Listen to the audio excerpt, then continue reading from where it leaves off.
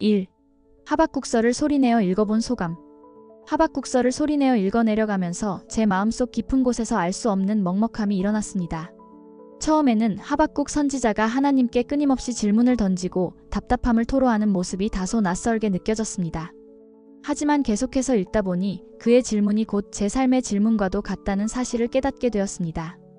어째서 악인이 득세하고 의인은 고난을 겪어야 합니까? 왜 하나님은 침묵하시는 것처럼 보이는 걸까요? 하박국이 던졌던 이 물음들이 저에게도 낯설지 않았습니다. 마치 저도 여러 번 마음속으로 던졌던 질문들이라 하박국의 탄식이 남의 이야기가 아닌 듯 다가왔습니다. 소리내어 읽을수록 하박국이 단순히 불평하거나 원망하는 것이 아니라 그 혼란 속에서도 하나님께 매달리고 있다는 사실이 깊은 감동으로 다가왔습니다. 답답한 현실 앞에서도 하나님을 향한 믿음을 놓지 않으려는 그의 몸부림이 묵직한 울림처럼 제 가슴에 남았습니다. 특히 오직 의인은 믿음으로 말미암아 살리라는 선언을 읽을 때 저도 모르게 숨을 멈추고 가만히 가슴에 손을 얹게 되었습니다. 혼란과 불안의 시대를 살아가는 저에게도 결국 끝까지 붙잡아야 할 것은 믿음 하나뿐임을 다시금 깨닫게 해주었습니다. 하박국서를 소리내어 읽는 동안 믿음으로 살아야 한다는 이 단순하지만 강력한 진리가 거친 세파를 이기고 남은 마지막 등불처럼 제 마음에 또렷이 새겨졌습니다. 짧은 글이었지만 그 울림은 오랫동안 제 안에 남아 흔들리고 있었습니다. 2. 하박국서의 간략해요. 하박국서는 구약성경의 소선지서 중 8번째 책으로 나훔서와 스바냐서 사이에 위치하고 있습니다. 이 책은 주전 610년에서 605년경 바벨론이 급격히 세력을 확장하던 시기에 기록된 것으로 추정됩니다. 저자는 선지자 하박국이며 당시 유다 왕국은 내부적으로 심각하게 부패하고 외부적으로는 바벨론의 위협에 놓여 있었습니다. 하박국서의 가장 큰 특징은 다른 선지서들과는 달리 선지자와 하나님 간의 대화 형식으로 전개된다는 점입니다. 하박국은 유다 땅에 가득한 불의와 폭력을 목도하며 하나님께 거듭 질문을 던집니다. 이 질문은 단순한 항의가 아니라 하나님의 정의와 공의에 대한 깊은 갈망에서 비롯된 것이었습니다. 이에 대해 하나님께서는 바벨론을 심판의 도구로 사용하실 것이라고 응답하십니다. 그러나 하박국은 다시 질문합니다. 더 악한 바벨론이 어떻게 하나님의 심판 도구가 될 수 있는지에 대한 의문이었습니다. 이 과정을 통해 하나님의 주권과 섭리, 즉 역사를 주관하시며 모든 것을 하나님의 계획대로 이루어 가신다는 진리가 점진적으로 드러나게 됩니다. 특히 하박국 2장 4절 의인은 그의 믿음으로 말미암아 살리라는 말씀은 이 책의 핵심 메시지라 할 수 있습니다. 인간의 눈으로 볼 때는 이해할 수 없는 상황 속에서도 하나님을 향한 믿음으로 살아야 한다는 절대적인 원칙을 선언하고 있습니다. 이 구절은 신약 성경에서도 반복적으로 인용되며 믿음으로 의롭게 되는 복음의 원리를 상징하는 중요한 본문이 되었습니다. 하박국서는 또한 하나님의 심판을 분명히 선포합니다.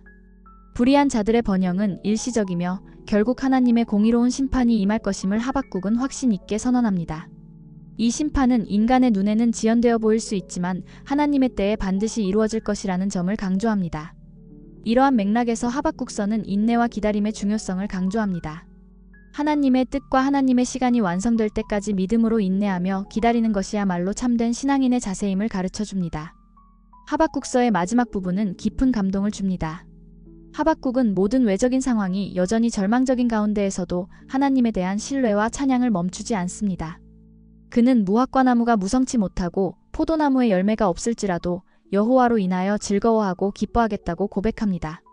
이것은 인간적인 조건이나 환경을 넘어서는 참된 신앙의 본질을 보여주는 대목입니다. 또한 하박국서는 궁극적으로 구원과 회복의 약속을 선포합니다. 하나님의 백성들은 현재의 고난을 넘어서 최종적으로 하나님의 구원과 회복을 누리게 될 것이라는 소망이 이 책 전반에 흐르고 있습니다. 하박국서가 구약성경에 포함된 이유는 분명합니다. 고난과 부조리한 현실 속에서도 하나님의 정의와 주권을 신뢰하며 끝까지 믿음으로 살아야 한다는 영원한 진리를 우리에게 가르치기 위함입니다. 하박국은 인간의 의문과 갈등을 넘어 하나님의 일하심을 신뢰하는 자리로 나아간 모범적인 믿음의 여정을 보여주고 있습니다. 구약성경 전체는 에스라와 같은 학자들에 의해 수집되고 편집되었으며 바벨론 포로 이후 예루살렘을 중심으로 정리된 것으로 추정됩니다. 이는 이스라엘 백성들이 자신들의 역사와 하나님의 계시를 다음 세대에 바르게 전달하기 위한 귀중한 사역이었습니다. 3. 하박국서와 맥락이 비슷한 성경 비교. 하박국서는 고난과 불의가 만연한 시대 속에서 하나님께 질문하고 응답을 듣는 과정을 담고 있습니다. 이와 비슷한 주제와 정서를 가진 성경책들을 구약과 신약에서 각각 살펴보겠습니다. 예레미야서 역시 하박국서와 마찬가지로 유다의 부패와 멸망을 목전에 두고 기록되었습니다. 예레미야 선지자는 유다의 죄악을 탄식하며 하나님의 심판을 선포하였고 백성들의 완악함에 슬퍼하며 눈물로 기도하였습니다.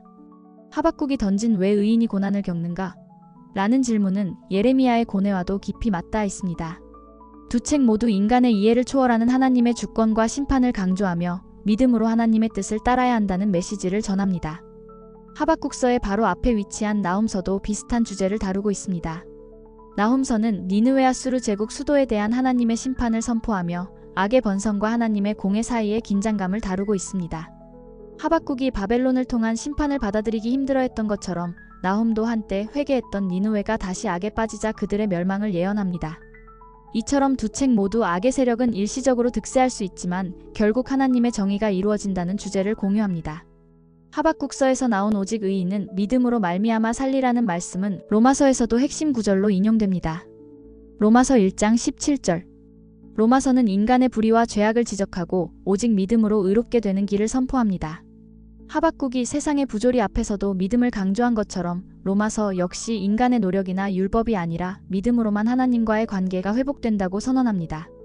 두 책 모두 시대의 불의 속에서도 믿음이라는 단 하나의 길을 제시합니다. 히브리서 또한 하박국서와 연결고리가 깊습니다. 히브리서 10장 38절에서도 나의 의인은 믿음으로 말미암아 살리라고 하박국서를 인용하며 핍박과 고난 속에서도 믿음을 지켜야 할 것을 강조합니다. 특히 히브리서 11장 믿음장에서는 수많은 신앙의 선진들이 고난을 견디며 믿음으로 승리했던 사례들을 제시합니다. 하박국 선지자가 고난 속에서도 하나님을 찬양하며 믿음으로 서기를 선택했던 모습은 히브리서가 가르치는 믿음의 본질과 깊이 연결되어 있습니다. 4. 하박국서에 나타난 그리스도의 모형. 하박국서는 그리스도를 직접적으로 명시하고 있지는 않지만 곳곳에 그리스도의 모형과 사역을 암시하는 강력한 그림들을 담고 있습니다. 이를 하나하나 살펴보면 하박국서가 얼마나 깊은 복음적 의미를 내포하고 있는지를 깨닫게 됩니다. 우선 하박국 2장 4절에 기록된 의인은 그의 믿음으로 말미암아 살리라는 구절은 신약 성경에서 반복적으로 인용되며 그리스도를 통한 구원의 본질을 드러냅니다. 인간이 자신의 행위로 구원을 얻는 것이 아니라 오직 그리스도를 믿는 믿음으로 구원을 얻게 된다는 복음의 원리가 이 구절을 통해 미리 선포된 것입니다. 하박국의 시대에도 그리고 지금 이 시대에도 구원의 길은 오직 믿음으로만 열립니다. 또한 하박국 3장에 나타나는 여호와의 모습은 단순한 위로자나 조언자가 아니라 전사로서 원수들과 싸우시는 분으로 그려집니다. 이는 재림하실 때 적그리스도와 세상의 악을 심판하시는 그리스도의 모습을 미리 보여주는 장면으로 해석할 수 있습니다. 강력한 능력과 공의로 세상을 바로잡으실 그리스도의 모습이 하박국의 묵시 속에 선명히 비춰집니다. 특별히 하박국 3장 18절에서 여호와를 나의 구원의 하나님이라고 고백하는 부분은 예수 그리스도께서 우리의 구원자가 되신다는 진리를 예표합니다. 하박국은 고난과 절망 속에서도 구원의 하나님을 찬양했습니다. 이는 우리 또한 그리스도께서 이루신 완전한 구원을 신뢰하며 살아가야 함을 가르쳐줍니다. 하박국의 기도 속에서 나타나는 구원자로서의 여호와의 모습은 장차 오실 그리스도를 그림자처럼 드러냅니다. 3장에서 하박국이 본 묵시 역시 단순히 당시의 역사적 사건을 넘어 그리스도의 재림과 최후 심판을 보여주는 것으로 볼 수 있습니다. 하박국이 본 장엄한 광경은 결국 모든 악을 심판하시고 완전한 구원을 이루실 그리스도의 승리를 예고하는 장면입니다. 또한 하박국 3장 1절에 언급된 언약의 사자라는 표현은 메시아의 오심을 준비하는 사역을 암시한다고 볼 수 있습니다. 하나님과 인간 사이의 언약을 완성하실 그리스도의 오심을 기다리는 구약의 기대가 하박국서에도 깃들어 있는 것입니다. 하박국 선지자가 던졌던 수많은 질문들. 불의는 왜 용납되는가? 고난은 왜 계속되는가? 에 대한 궁극적인 답은 바로 그리스도 안에서 완성될 것입니다. 인간의 이해를 초월하는 하나님의 정의는 십자가와 부활을 통해 완전히 드러났고 또한 장차 재림하실 그리스도를 통해 완벽하게 이루어질 것입니다. 이처럼 하박국서는 겉으로 보기에는 작은 선지서처럼 보일지 모르지만 그 안에는 그리스도의 초림과 재림 그리고 구원 사역을 깊이 있게 암시하는 복음적 메시지가 풍성하게 담겨 있습니다. 5. 하박국서에 나타난 사탄의 공격. 하박국서에서는 마귀의 존재나 전략을 직접적으로 언급하고 있지는 않지만 책의 내용을 깊이 살펴보면 그 배후에서 마귀의 공격이 어떻게 작용하고 있었는지를 충분히 추론할 수 있습니다. 먼저 마귀는 사람들의 마음속에 하나님에 대한 불신과 의심을 조장하려 했던 것으로 보입니다. 하박국 선지자가 하나님의 정의와 섭리에 대해 계속해서 질문을 던진 것을 보면 마귀는 상황을 통해 과연 하나님은 의로우신가? 라는 의심을 불러일으키려 했던 것으로 보입니다. 고난과 부조리한 현실 앞에서 하나님을 신뢰하는 마음이 흔들리도록 교묘히 유도했을 것입니다. 또한 사회 전반의 불의와 폭력을 확산시키는 일 역시 마귀의 공격 결과라고 볼 수 있습니다. 하박국이 절규하듯 묘사한 유다 사회의 부패와 폭력은 단순한 인간의 타락을 넘어 영적 배후 세력의 조직적 공격이 있었음을 암시합니다. 마귀는 공동체 전체를 불의와 혼란으로 몰아넣어 하나님의 뜻을 거스르고자 했습니다. 그뿐만 아니라 마귀는 하나님의 백성들을 좌절시키고 낙담시키려 했습니다. 악인이 번성하고 의인이 고통받는 상황을 일부러 부각시켜 하나님을 따르는 이들이 과연 하나님께 의지하는 것이 의미가 있는가 하는 절망에 빠지게 하려 했던 것입니다. 믿음의 사람들이 혼란과 낙담 속에 하나님을 떠나도록 만드는 것이 마귀의 주요 전략 중 하나였습니다. 또한 마귀는 하나님의 심판 계획 자체를 방해하려고 했던 것으로 추측할 수 있습니다. 하나님께서는 바벨론을 통해 유다를 심판하시려 하셨지만 마귀는 사람들의 눈을 흐리게 하여 이 심판을 단순한 재앙이나 불공평한 일로 보게 만들고 하나님의 뜻을 오해하고 거부하게 만들려 했을 것입니다. 무엇보다 중요한 것은 마귀가 믿음을 약화시키려 한 점입니다. 하박국서의 핵심 메시지인 의인은 그의 믿음으로 말미암아 살리라는 선언은 바로 이 공격에 대한 하나님의 답변이기도 합니다. 마귀는 끊임없이 의인들의 믿음을 약하게 만들어 결국 하나님의 생명과 구원에서 멀어지게 하려 했습니다. 이와 함께 마귀는 세상의 불의하고 혼란스러운 현실을 이용하여 하나님의 주권 자체를 의심하게 만들려고 했습니다. 세상이 악으로 가득 찬 것처럼 보이게 하여 하나님의 통치가 무너진 것처럼 느끼게 하고 그 결과로 하나님의 전능하심과 공의로우심을 부정하게 만들려 했던 것입니다. 마지막으로 마귀는 하나님을 향한 찬양과 신뢰를 막으려 했습니다. 하박국이 결국 하나님을 찬양하며 기쁨을 고백하기까지 얼마나 치열한 내적 싸움을 했는지를 생각할 때 마귀는 끊임없이 하박국의 마음속에 절망과 원망을 심으려 했음을 알 수 있습니다. 그러나 하박국은 모든 혼란과 고난 속에서도 하나님을 찬양하는 쪽을 선택함으로써 이 영적 공격을 이겨냈습니다. 결국 하박국서를 통해 드러나는 마귀의 전략은 하나님의 백성들을 하나님으로부터 멀어지게 하고 하나님의 구원 계획을 방해하려는 데 집중되어 있었습니다. 그러나 하박국은 믿음으로 이 공격을 뚫고 나아갔고 우리 역시 이 시대를 살아가면서 같은 싸움을 싸워야 함을 배웁니다. 6. 하박국서를 현대인에게 어떻게 적용할까? 하박국서는 고대 유다의 위기 상황 속에서 기록된 책이지만 오늘을 살아가는 우리에게도 여전히 놀랍도록 깊은 통찰과 도전을 줍니다. 혼란과 불의가 넘치는 시대를 사는 현대인에게 하박국서가 주는 교훈은 다음과 같이 적용할 수 있습니다. 현대사회 역시 불의가 만연하고 악인이 득세하는 모습을 쉽게 목격할 수 있습니다. 경제적 불평등, 사회적 부조리, 도덕적 혼란 속에서 우리는 때로 절망하거나 분노하게 됩니다. 이럴 때 하박국처럼 하나님께 진솔하게 질문하고 답을 구하는 태도가 필요합니다. 억지로 감정을 억누르거나 체념하는 것이 아니라 하나님 앞에 나아가 솔직하게 마음을 토로하는 것이 진정한 신앙의 시작이 될 수 있습니다. 또한 하박국서가 강조하는 대로 하나님의 주권과 섭리를 신뢰하는 마음이 우리에게 절실히 필요합니다. 우리의 눈에는 세상이 부조리해 보일지라도 하나님께서는 여전히 역사를 주관하고 계시며 그 뜻을 이루어 가고 계십니다.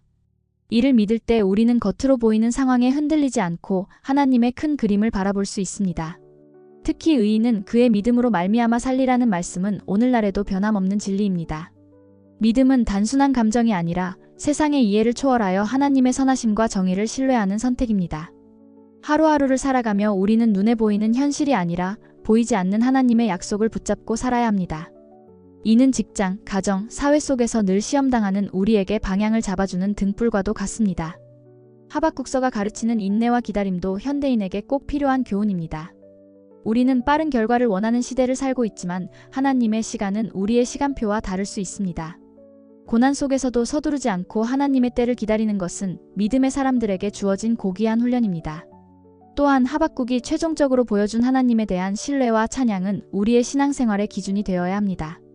상황이 아무리 어렵고 눈앞에 보이는 열매가 없다 할지라도 하나님 자체를 기뻐하고 즐거워할 수 있어야 합니다. 무화과 나무가 무성치 못하고 포도나무에 열매가 없을지라도 라고 고백했던 하박국처럼 우리는 조건이 아니라 하나님 자신으로 인해 기뻐하는 삶을 배워야 합니다. 마지막으로 하박국서는 구원과 회복의 약속을 분명히 선포합니다. 우리의 현재가 아무리 암담해 보여도 하나님은 결국 자신의 백성을 구원하시고 회복시키실 것입니다. 이 소망을 품고 사는 것이야말로 이 땅에서 살아가는 믿음의 여정에서 우리가 붙들어야 할 가장 큰 힘입니다. 결국 하박국서는 오늘 우리에게 이렇게 말하고 있습니다. 보이는 것에 휘둘리지 말고 하나님을 신뢰하며 믿음으로 살라. 고난 속에서도 낙심하지 말고 하나님의 때를 기다리며 찬양하라. 그리고 반드시 오게 될 구원의 날을 바라보며 오늘을 걸어가라. 이 시대를 살아가는 우리 모두에게 하박국서의 메시지는 한 줄기 빛처럼 다가옵니다.